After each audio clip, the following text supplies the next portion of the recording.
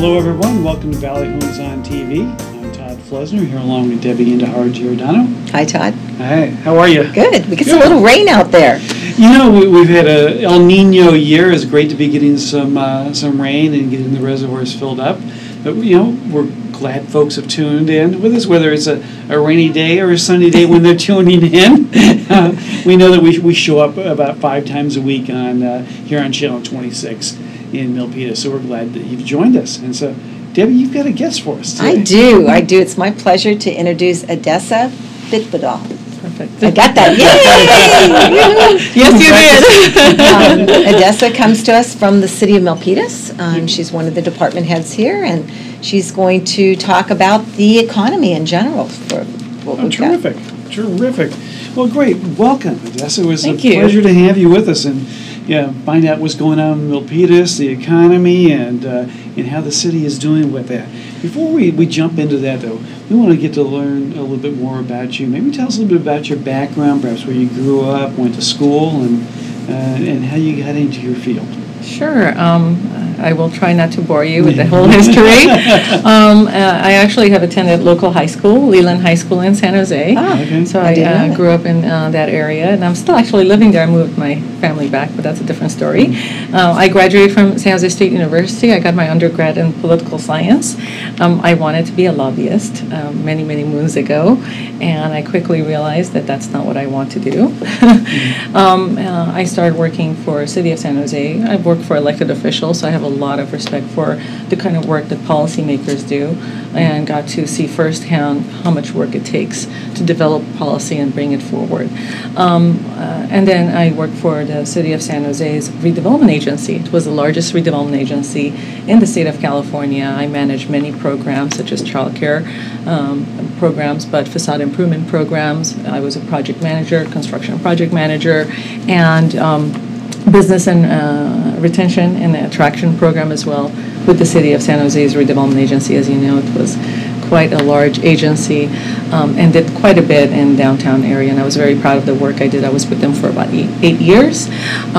Subsequent to that, I worked for another elected official as I was recruited to become a chief of staff, and I enjoyed that tenure as well. It gave me management position in terms of managing people, which is really different than managing projects. Quite a variety of different tasks, yeah. It has been and enjoyable as well. Okay. And since then, I worked for 2 other cities as well, and this is my 4th city, and hopefully last one, because I'm enjoying it very much. I work for the city of Redwood City in Mid-Peninsula, and as a business development specialist, and city of San Carlos as their economic development coordinator, and now economic development manager with the city of Milpitas, and I'm loving it here. Yeah, quite a progression, I'd say, yeah. So what do you like best about living in this area, the Bay Area? Oh, there's so much. First of all, the diversity, food, the weather. How can we not talk about the weather? The minute we go outside of California or Bay Area, we really start missing our own weather here. But just opportunity. There are so many opportunities here. The intellect and risk-taking that people do day in and day out in this valley is quite educational. I find it that I'm learning something every day because there is so much brain power right in our valley. Okay. Terrific. Well, you talked to us a little bit about your background. You're a local person and know the Bay Area, been around a number of cities here. But let's talk about the city of Milpitas in specific. What is it that really excites you about this city of Milpitas, attracted you to come and be a part of the team here and working with the city in this economic development program? Absolutely. A few years ago, actually, I was eyeing City of Milpitas because I thought to myself, this is a great city and has a lot of potential. There was no opportunity at that time to come here, and I was really happy where I was. I was in the city of San Carlos, and I was doing really well professionally. So when the opportunity came up with City of Milpitas, I took the chance right away. I have to say that Milpitas has a lot to offer, especially with the development of BART Station. Mm-hmm. It is really a game changer for our city. Mm-hmm. And as an economic development professional, I want to be in a place where there's an opportunity to take it to the next level. And as wonderful as Milpitas is, and it's a small town with a small spirit, but it has all these big name companies, which is really, we have to be proud of them, that they're here, housed in our city. There's so much more yet to to be seen here in our city because of the development of BART and housing and all the potential. Okay, so Edessa, so what type, in your job, Sure. what type of economic statistic do you track and what kind of data do you collect that's beneficial? Quite a bit. I track sales tax very closely. We have top 25 tax generators within our city. We want to make sure that... I'm sure some of them are the auto... Yes, we do. Actually, retailers, we have a very diverse portfolio. I've been with several cities, as I mentioned, and City of Milpitas, just like what you want your personal portfolio to be diversified. So that creates stability. It does, because if one industry is gone, you have other industries to basically help you out. So it's not like one... I don't want to mention other cities, but there's some cities that are really depending only on one industry, and if that industry goes out, then they're really doomed. Ours is not the case. We have retailers, we have restaurants, we have business-to-business tax, which is from our companies, and of course, as you mentioned, car dealerships. So I track that. I track vacancy rates. That's also very important. We want to make sure we have vacancy rates in our industrial areas and our business areas as well, and retention of those parcels as well is extremely important to me. Okay. Well, let's talk about the economic health of the city and businesses. I mean, how does that impact homeowners and folks who call Milpitas their home? It's huge. One thing that I forgot to mention is TOT tax, which is transient occupancy tax, which comes from our hotels. We have a good number of hotels here. For example, with transient occupancy tax, we get 10% of that. Most other cities is now 12%. But with that 10%, 100% of it goes to the city's general fund. With sales tax, we only get 1 cent out of the sales tax percentage that you give every time you purchase something in our city, whether it's a car or clothing. So we track all of those, and those are really important because that's what really pays for our general services and programs. That's what it pays for our police and firefighters. It pays for other programs within the city.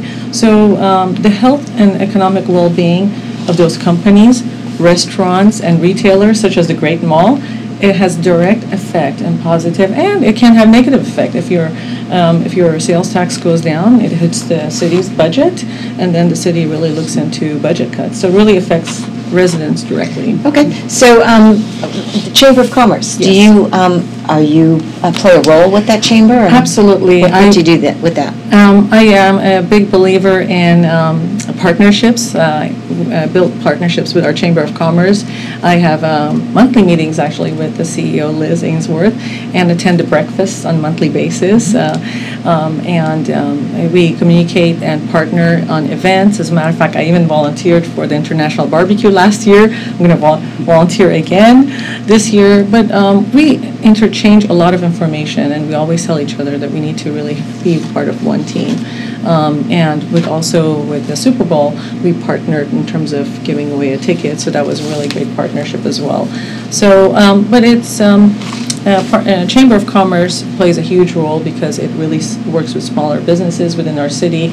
I also build partnerships with other organizations such as Leadership Silicon Valley, and also Silicon Valley Economic Development Alliance and Joint Venture Silicon Valley, because those are the organizations that also have partnerships with greater and larger companies. So we want to make sure that we have our pulse as a city, not only with smaller businesses, but larger and medium-sized businesses as well. Good. Well, you talked about that interaction with businesses that maybe have a reach beyond the city of Milpitas. Are there others that you coordinate with? Are there cities, are there entities that you coordinate with and work with that impact the economic development here in Milpitas? Yes, we do actually. One thing that we do have through Silicon Valley Economic Development Alliance, and I'm actually chair-elect, so starting in July, I will be chairing that organization as Nice. 4 counties. Yes, exactly. It is an honor for the city of Milpitas to be leading that organization forward into the 16-17 fiscal year.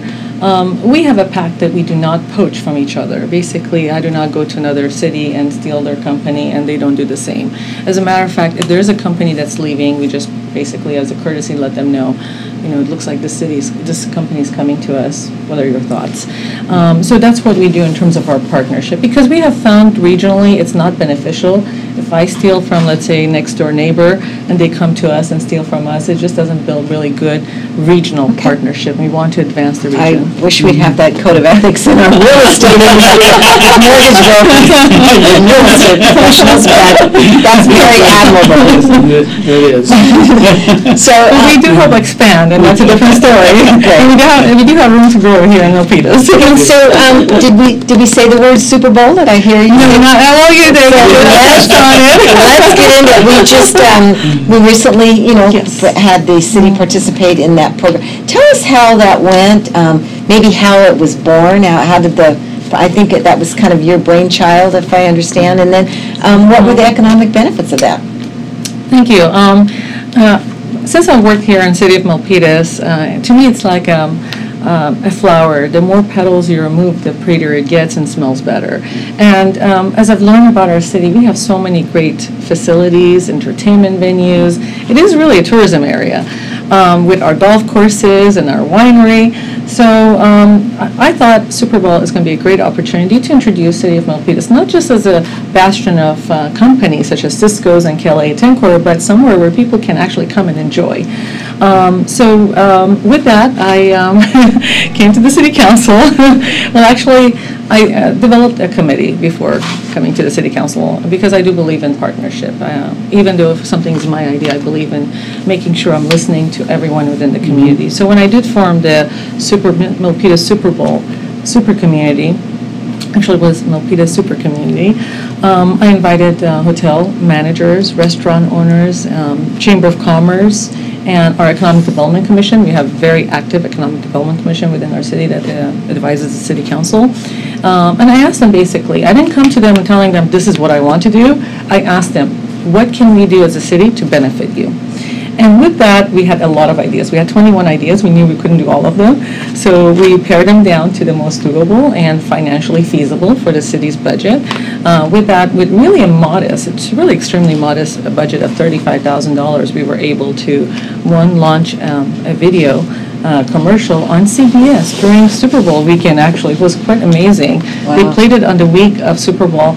And How'd you make that happen? Well, it was, again, partnership with Super Bowl committee that they offered it to the cities, and we were one of the few cities that took that offer, and I thought it was one of the best things that we did because for a nominal amount of $15,000, I mean, we had our commercial playing on Saturday when guests were staying in our hotels the weekend of Super Bowl. What did they do in the morning when these guys were trying to get ready to go to their outing? They were watching CBS TV station. And when I went to the hotels talking to patrons, basically they said this. They said, we had no idea Milpitas is so beautiful because the commercial portrayed it as the hills, the winery, the golf courses, shopping and dining. It was really the other facet of Milpitas where you do not see when you're driving through or passing by. Wow. So that was one aspect of it.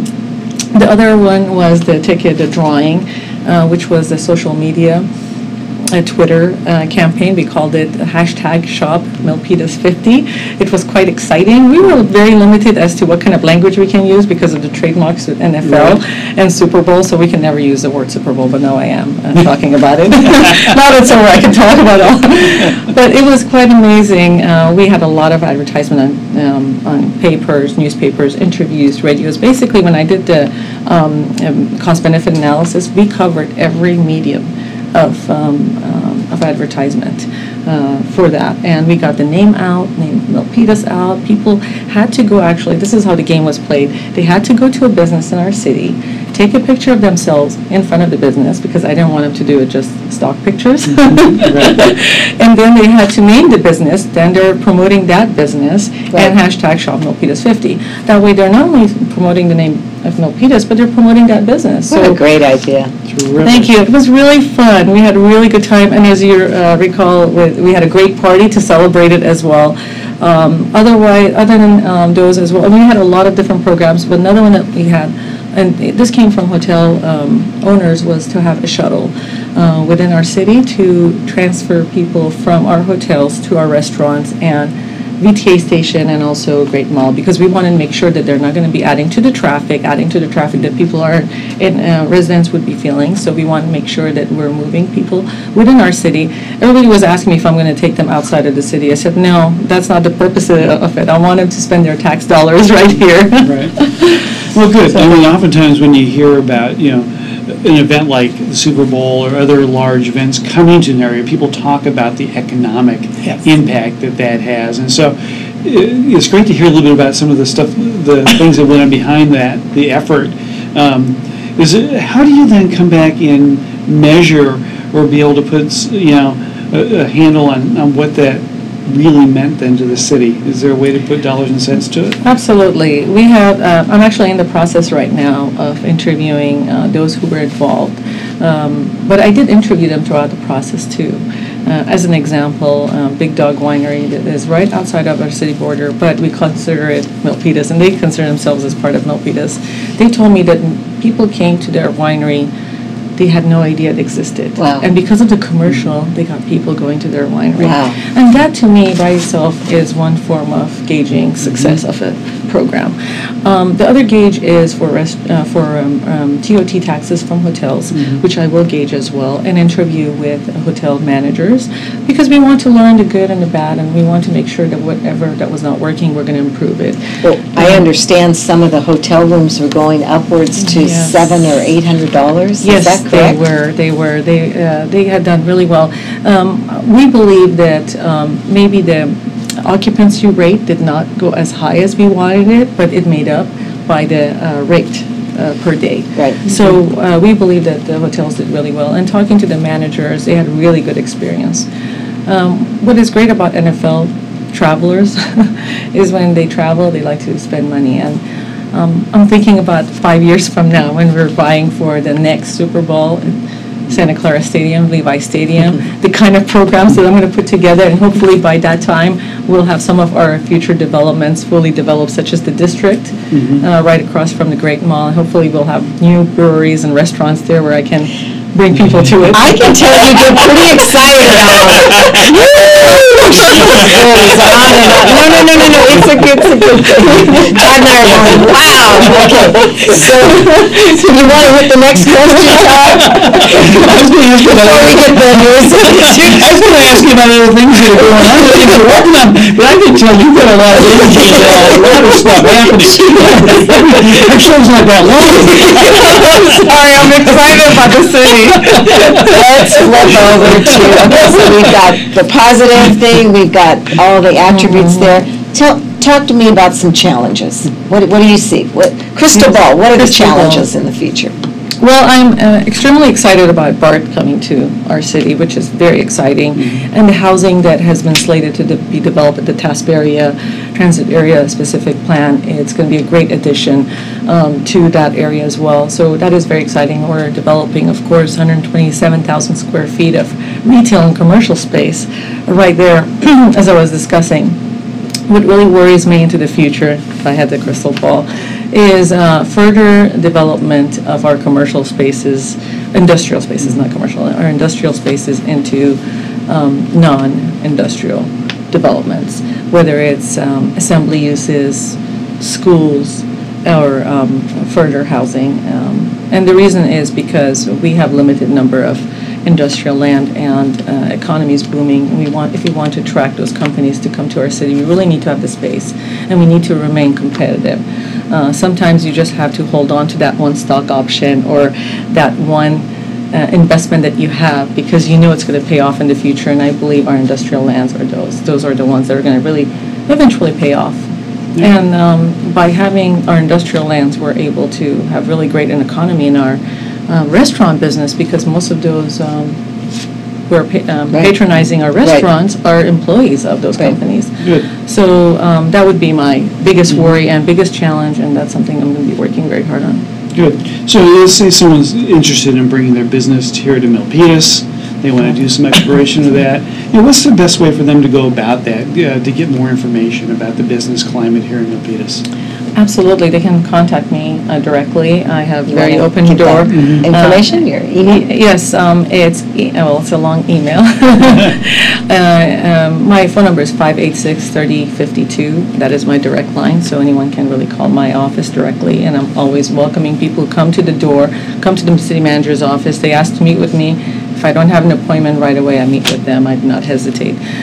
Email is much longer, is Bitbadal, Bitbadal, at ci.milpitas.ca.gov. Got it. So it's because of my last name, it makes it a little longer. Perfect. But the phone always works as well. Good. And they can always contact me.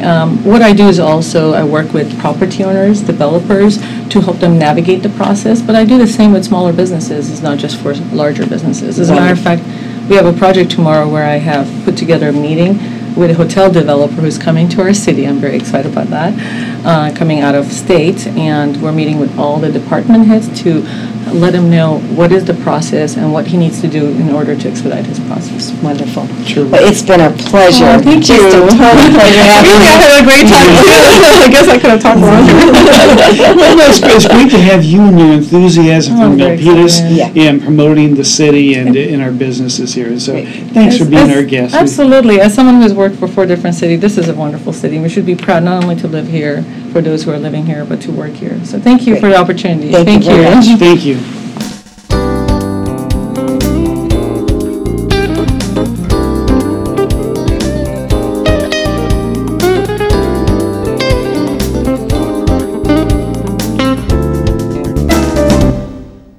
Oh, hey, bud. Where are you headed? Just gonna hang out. With Gary and Todd? Yeah? I've been meaning to ask you, is there any drinking going on in this crowd? No? If any of your buddies ever pressure you to take a drink, just tell them you promised your dad you wouldn't. I'd do anything to keep you safe. Okay, I will. I hope this is working. I promise. Love you too, Dad. They really do hear you. For tips on what to say, visit underagedrinking.samhsa.gov.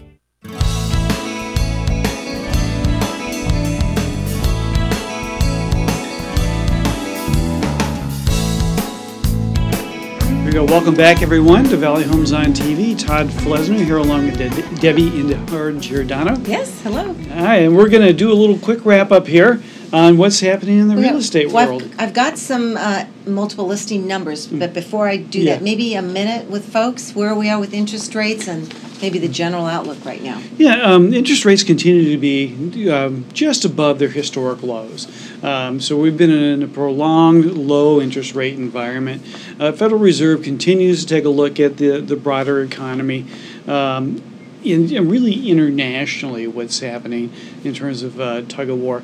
Recently, both Asia and Europe have taken some steps with their monetary policy to cut interest rates, out of a protection against deflationary pressures that we're seeing abroad.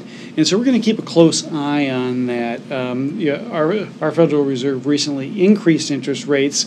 And right now, Where are we at? About 3.75? Is that what I saw yeah, today? we're in the high threes, 3.75 for conforming loan. Also, we've got jumbo interest rates in the high threes as well. So, I mean, those historically are very, very good Very interest low. rates. And you said that you were doing a lot of pre-approvals with buyers, so there's just a plethora of buyers out there looking. And I would counter that, or know that too, because I had 85 families through my open house this past weekend. Yeah, so I think that there's still a lot of demand from folks who, the people are feeling some of the squeeze. I know from rents. I have a lot of people who come in who are renting, who want to look at what does it take to get into a home because their rents are going up, and they're looking at the economic benefits Good, and of course homeownership. you can do the advising on that. Absolutely. So let me tell you where we're at.